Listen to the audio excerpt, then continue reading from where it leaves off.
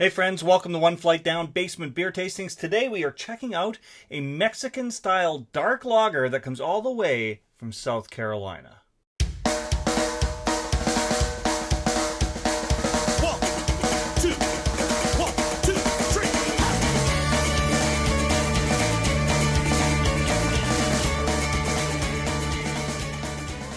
Alright, so this beer, Hazelwood Noche?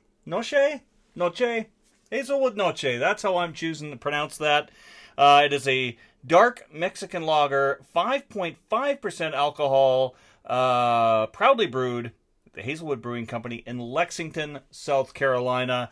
If the location doesn't give it away, the shirt should. This one comes to me from my good pal Chase at Nutmeg to Palmetto.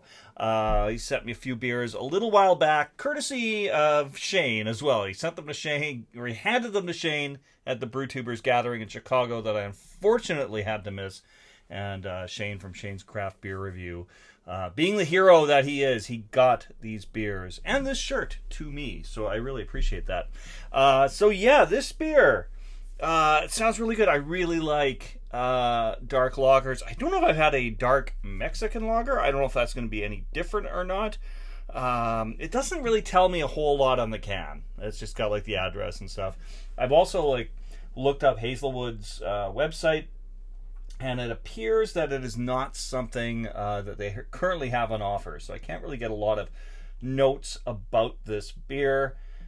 Without going into Untapped and stuff like that and reading other people's reviews, which I prefer not to do before doing my own review. What I can tell you is that Hazelwood Brewing Company was founded in 2018, so they haven't been around that long. Kind of like a lot of the breweries we have around here in Winnipeg, just another young upstart craft brewery. But I'm really excited to try this, so let's shaklook this and get into it.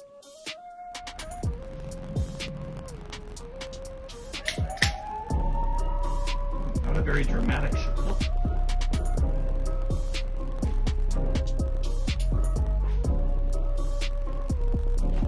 Look, I'm even going to do a hard pour for you. Oh, that almost didn't.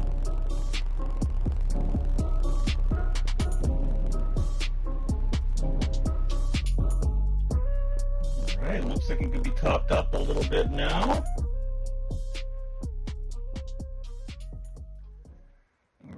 That is a nice, beautiful, dark beer. I do like my dark lagers. Haven't had one in a little while. As I said, I haven't had a dark Mexican-style lager, so I don't know exactly what that's going to entail.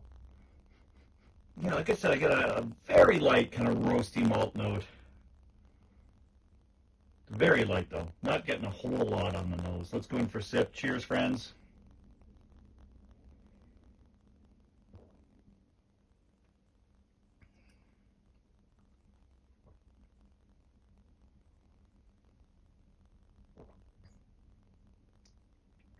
All right, that is different from other dark lagers I've had.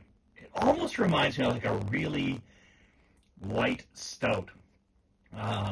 It's got a lot of those kind of characteristics to it that you would get in a nice stout. The kind of roasted note, the malty note. There's a little bit of sweetness and then a bit of bitterness on the end. Yeah, it reminds me a lot of just a very, very light stout.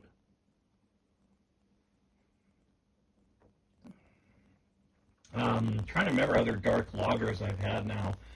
And, yeah, I find that they taste and feel more like a lager does, and it's the color that's different. Whereas this one, even the mouthfeel is very similar to Guinness, to be honest. It's very silky and smooth.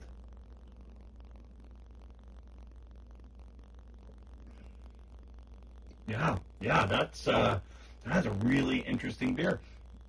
I like it a lot. I like I said though, I thought it would be just a little more of a light lager kind of a taste, but it's starting to turn to fall pretty soon, and it's time to want those dark beers a little bit more. As Nutmeg 2 Palmetto often says, any season is stout season. Even more so when it's not actually a stout and a dark lager.